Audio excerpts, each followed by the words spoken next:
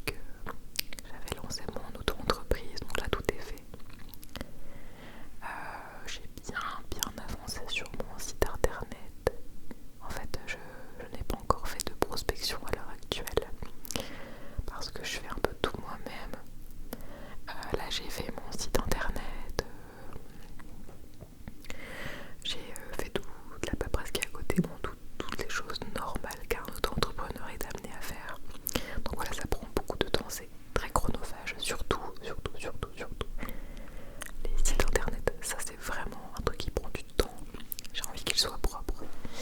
Donc voilà, ça met du temps,